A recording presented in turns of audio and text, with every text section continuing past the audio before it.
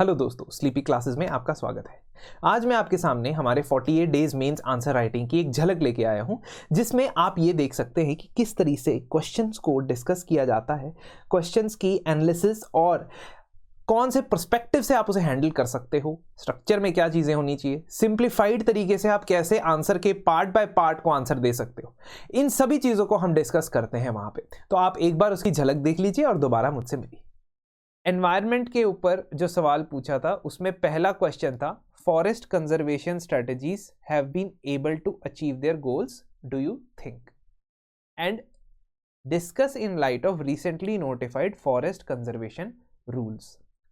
सो दोस्तों 1980 में भारत में फॉरेस्ट कंजर्वेशन एक्ट नाम का एक कानून आया था, जिसके चलते फॉरेस्ट्स को क्लासिफिकेशन किस तरीके से क्लासिफाई की जाती है, जो इंडियन फॉरेस्ट एक्ट के अंदर 1927 के अंदर क्लासिफिकेशन है, उस चीज़ को आगे और डिफाइन किया गया। So it was extended further and defined, and most importantly उसके अंदर ये बताया गया कि आप अगर नॉन फॉरेस्ट यूज़ के लिए फॉरेस्ट लैंड डाइवर्ट करते हो या फॉरेस्ट लैंड को इस्तेमाल करते हो तो आपको पर्टिकुलर परमिशंस लेनी पड़ेगी उस फॉरेस्ट लैंड को डाइवर्ट करने में फॉर नॉन फॉरेस्ट यूजेज। अब इसी एक्ट के अंदर अलग अलग टाइम पे रूल्स निकाले जाते हैं, फॉरेस्ट कंजर्वेशन रूल्स के नाम से, जो कई बार निकाले गए हैं। ऐसे 2003 में आया था, फिर बिफोर दैट 1990s में आया था। तो अब क्या हुआ, 2022 के अंदर फॉरेस्ट कंजर्वेशन रूल्स की नोटिफिकेशन दी गई और अमेंडमेंट के तौर पे उसको लेके आया, यानी जो एग्जिस्टिंग रूल्स है उसके अंदर के अमेंडमेंट्स की बात होती है। अब ये तो था second part of the question, लेकिन first part of the question जो है वो ज़्यादा ज़रूरी है इसमें, क्योंकि वो आपसे पूछ रहा है कि forest conservation strategies in India क्या वो अपना गोल अचीव कर पाई हैं या नहीं कर पाई हैं। तो आपके पास इस क्वेश्चन को स्टार्ट करने का क्या तरीका है? very good thing that I want to tell you, very important thing that I want to tell you, that environment के अंदर, साइंस एंड टेक के अंदर, इकोनॉमी के अंदर, यानी GS3 के मोस्ट ऑफ द सब्जेक्ट्स के अंदर आप जब अपना आंसर स्टार्ट करते हैं तो उसे डिफिनीशन से स्टार्ट करें, या आप उसे स्टार्ट कर सकते हैं कि जो भी टॉपिक है, जो भी पर्टिकुलर चीज़ के बारे में बताई गई है उसके बारे में आप इंपॉर्टेंस बता सकते हैं। अगर आप डेटा देना चाहते हैं, इस क्वेश्चन में आप डेटा दे सकते हो। फॉर एग्जाम्पल आप फॉरेस्ट कवर की बात कर सकते हो, या आप global state of forest report food and agriculture organisation के साथ बनाई जाती है मिलके, global state of forest report, उसके साथ आप बता सकते हो, उसका कोई डेटा दे सकते हो, ठीक है। बट यहाँ के लिए क्या रेलेवेंट रहेगा कि मैं फॉरेस्ट की इंपॉर्टेंस बता दूं कि फॉरेस्ट को कंजर्व क्यों करना चाहिए हमें। मैंने डेफिनेशन में ही बता दिया that they are integral part of our national heritage. क्यों? क्योंकि ये सब चीजें वो प्रोवाइड करता है, जिसको आप इकोसिस्टम सर्विसेज भी कहते हो। तो फॉरेस्ट का इकोसिस्टम ये सर्विसेज प्रोवाइड करता है। उसके बाद नेक्स्ट स्टेप आपका क्या होना था, आपने बताना था कि इंडिया के अंदर कौन सी फॉरेस्ट कंजर्वेशन स्ट्रेटजीज लगाई गई हैं आज तक। तो आज़ादी के बाद वाली मैंने सारी यहाँ पे बता दी। आप वाइल्ड लाइफ प्रोटेक्शन एक्ट भी लिख सकते हो, but that is particularly for the species, वो जो आपकी flora and fauna, plant and animal की स्पीशीज के लिए है, उसकी कंजर्वेशन के लिए ज़्यादा इंपॉर्टेंट है। इसलिए अगर आप इसको ना भी लिखो तो चलेगा, लेकिन फॉरेस्ट कंजर्वेशन एक्ट आप लिखोगे, नेशनल फॉरेस्ट पॉलिसी के बारे में आप लिखोगे, 1988 में आई थी, और उसके अंदर ये टारगेट रखा गया था कि हमारी कंट्री का जो फॉरेस्ट एंड ट्री कवर होगा वो 33% होगा, यानी 1/3 एरिया होगा। लेकिन अभी नहीं है, 24.16% कुछ ऐसा है। और ये भी डेटा में कहाँ से मिलता है? India state of forest report, another report जो बहुत इंपॉर्टेंट होती है हमारे प्रीलिम्स के पॉइंट ऑफ व्यू से, तो ये तो हम पढ़ते ही हैं, ठीक है। India state of forest report 2023 में आएगी, अगली हर 2 साल बाद आती है। तो नेशनल फॉरेस्ट पॉलिसी लिख लिया, नेशनल एफॉरेस्टेशन प्रोग्राम लिख लिया, ग्रीन इंडिया मिशन लिख लिया, मतलब ये तो आप देख ही लोगे कि क्या क्या चीज़ें इंट्रोड्यूस की गई हैं। कंपेंसेटरी एफॉरेस्टेशन फंड लिख दिया। ये आपको बताना है कि इंडिया की फॉरेस्ट कंजर्वेशन स्ट्रेटजी में ये चीज़ें जो हैं वो इंट्रोड्यूस हो चुकी हैं। So this, if you want you can write like this, or in the answer you can write like this also। मतलब आप इसका फ्लो चार्ट भी बना सकते हो। रीज़न कि आपके पास बहुत चीज़ें कवर करने वाली हैं। आपने ये भी कवर करना है कि आपके हिसाब से क्या ये फॉरेस्ट स्ट्रेटेजीज पूरी हुई हैं या नहीं हुई, have they met their targets और नॉट मेट देयर टारगेट्स। फिर आपने ये भी कवर करना है कि फॉरेस्ट कंजर्वेशन अमेंडमेंट रूल्स के अंदर क्या चेंजेस आई, है ना। तो आपने बहुत चीज़ें कवर की। और इस बार के जो मैंने कुछ आंसर्स बनाए हैं, खासतौर पे इसका जो आंसर बनाया बिल्कुल पिन पॉइंटेड आंसर बनाया है ताकि आपको सिर्फ रेलेवेंट चीज़ें पता हो, ठीक है। तो प्रेजेंटली जो कंसर्न्स हैं फॉरेस्ट को लेके वो ये सारे मैंने लिख दिए। क्या अभी भी फॉरेस्ट कवर 24.6% के आसपास है, जबकि टारगेट हमने रखा था 33%। ट्राइबल राइट्स यानी कि ट्राइबल पॉपुलेशन जो फॉरेस्ट के ऊपर डिपेंडेंट है सेंट्रल इंडिया में और नॉर्थ ईस्ट इंडिया में, दोनों के ही अंदर फॉरेस्ट राइट्स एक्ट की एप्लीकेशन सही तरीके से नहीं होती। फॉरेस्ट राइट्स एक्ट क्या होता है? Basically forest rights act is protection of rights of scheduled tribes and other traditional forest dwellers 2006 STOTFD act. बड़ा ही मतलब क्या कहते हैं, यूपीएससी का फेवरेट एक्ट है ये। तो हर बार या तो प्रीलिम्स में या मेंस में इसका कहीं ना कहीं मेंशन हो जाता है।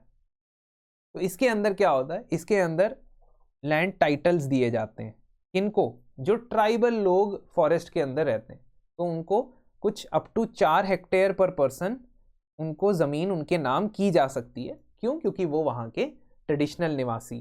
तो उनको ये प्रूव करना होता है कि पिछले 3 डेकेड से हम यहाँ रहते हैं, या 75 साल से 75 ईयर से हम यहाँ रहते हैं, या जो ट्राइबल कम्युनिटी शेड्यूल्ड ट्राइब्स की कैटेगरी में हम आते हैं, ठीक है।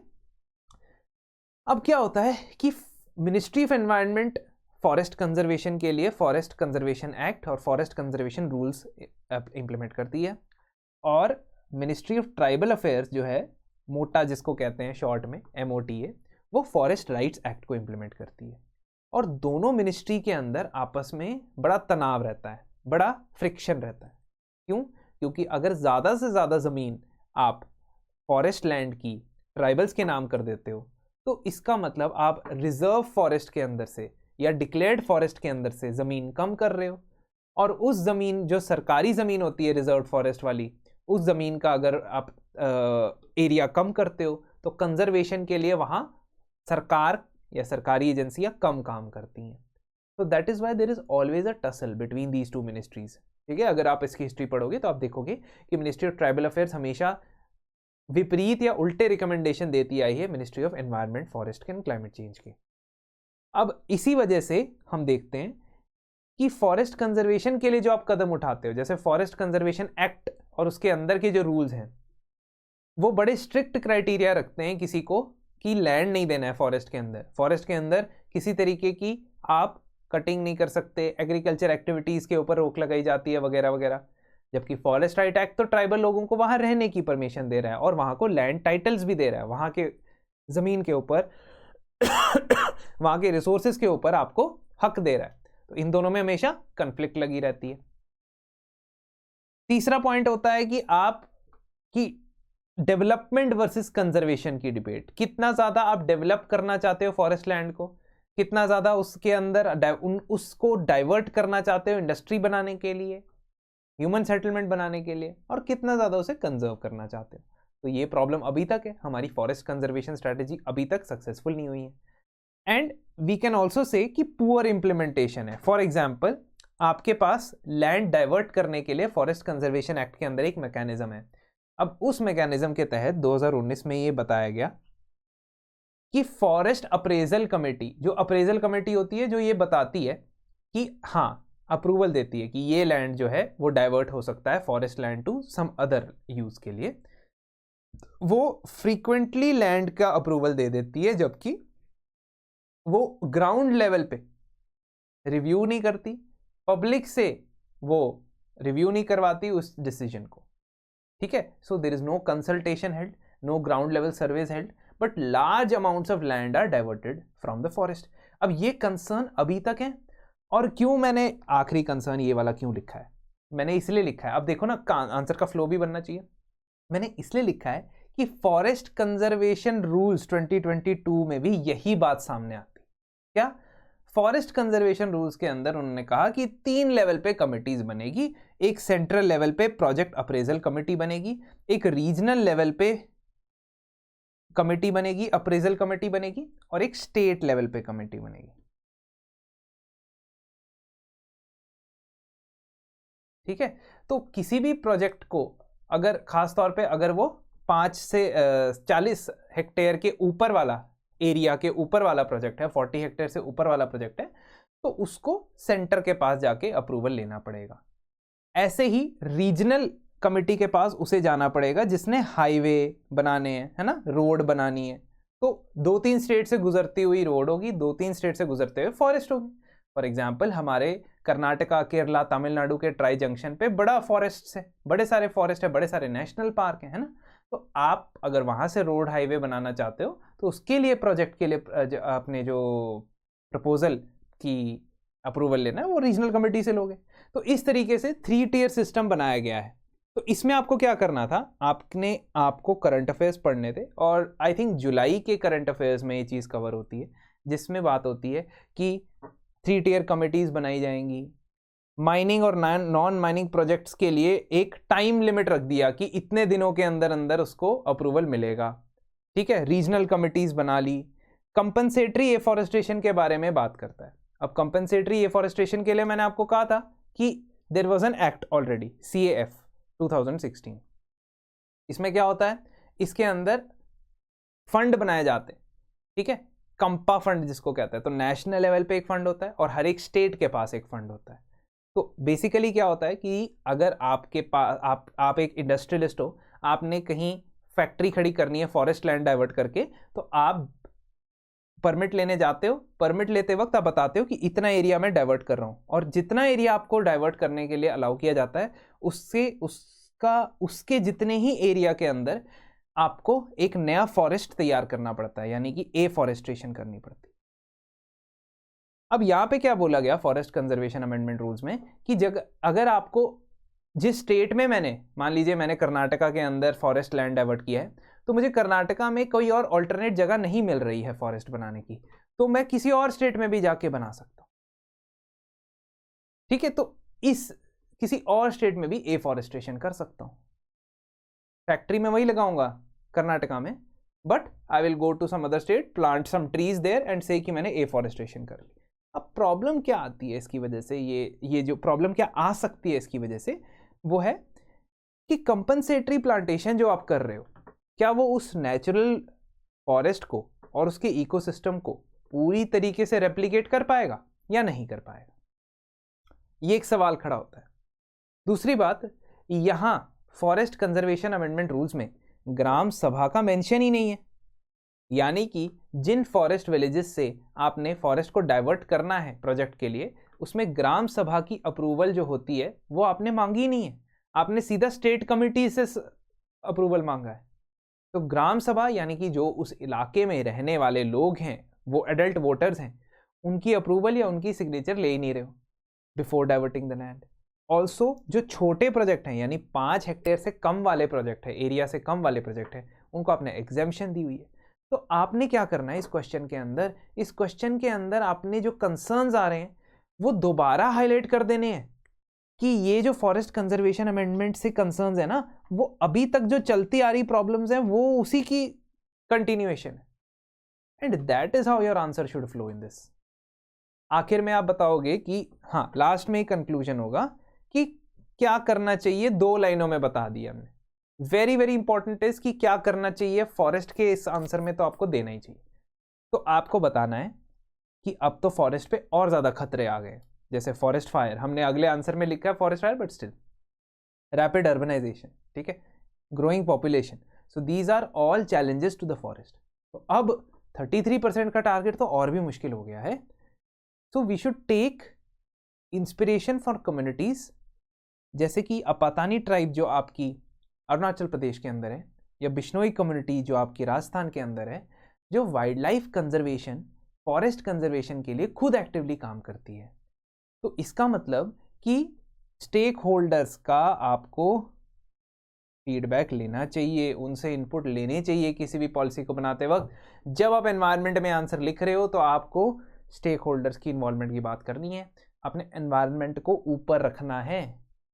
और आपको पता चल जाएगा GS3 के अंदर हम एनवायरनमेंट के अंदर जब आंसर दे रहे हैं, एनवायरनमेंट के पर्सपेक्टिव से दे रहे हैं, तो हमें ये सभी स्टेक होल्डर्स को ऊपर, हाँ डेवलपमेंट करना ज़रूरी है लेकिन लोकल स्टेक होल्डर्स को ध्यान में रखते हुए, तभी डेवलपमेंट का फ़ायदा है।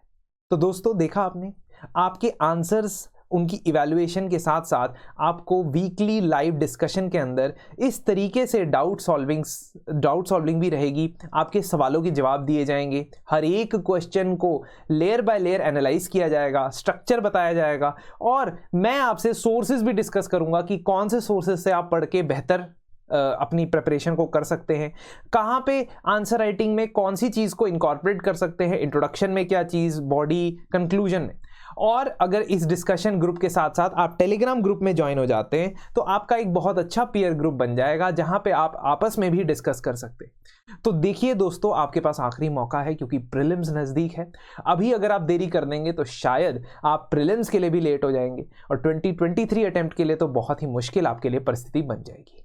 इस मेंस आंसर राइटिंग में अगर आप ऐसा भी करना चाहते हैं कि 30 डेज या 25 डेज तक आंसर राइटिंग के करने के बाद में उसे रिज्यूम करना चाहते हैं प्रीलिम्स के बाद, वो भी कर सकते हैं क्योंकि सितंबर तक आपकी वैलिडिटी इसकी रहेगी।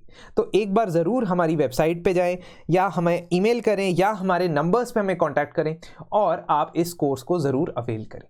Thank you.